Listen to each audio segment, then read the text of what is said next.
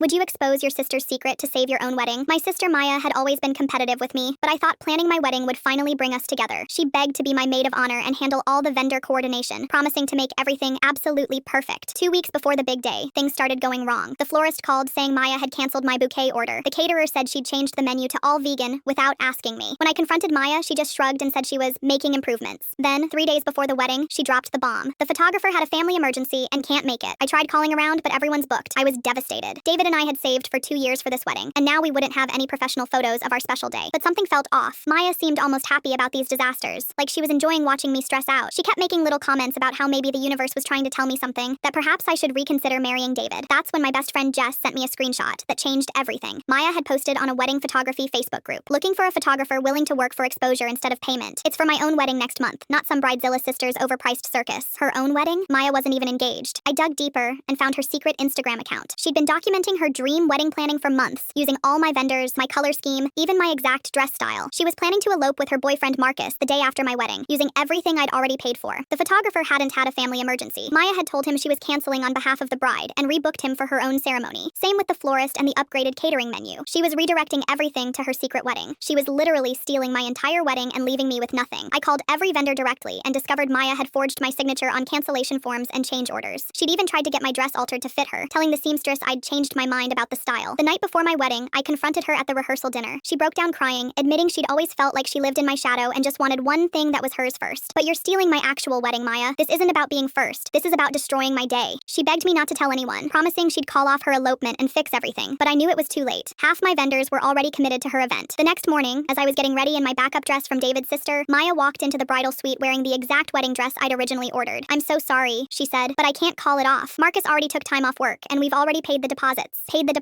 With my money, using my vendor relationships. That's when I made my decision." During the ceremony, right after David and I exchanged vows, I took the microphone for what everyone thought would be my thank you speech to family and friends. Before we celebrate, I need everyone to know something important. My sister Maya, who's sitting right there in my original wedding dress, has spent the last month systematically stealing every detail of this wedding to elope tomorrow with her boyfriend Marcus. The room went completely silent. Maya's face turned bright red. She canceled my flowers, changed my catering, and told my photographer that I'd had a family emergency, all so she could use my vendors for her own secret wedding. She even tried to steal my dress. I pulled out my phone and showed the screenshots of her Facebook posts and Instagram account on the reception hall's projector screen. "Maya, you didn't want to live in my shadow, but stealing my wedding wasn't the answer. You could have just asked for help planning your own." Maya stood up and ran out of the reception hall, Marcus chasing after her. Later, I found out she'd been forced to call off her elopement because all the vendors refused to work with her after they realized what she'd done. My wedding ended up being perfect anyway. The backup photographer Jess had found took amazing candid shots. The simple flowers David picked up that morning were beautiful, and having Maya's drama finally out in the open made the whole day feel more authentic.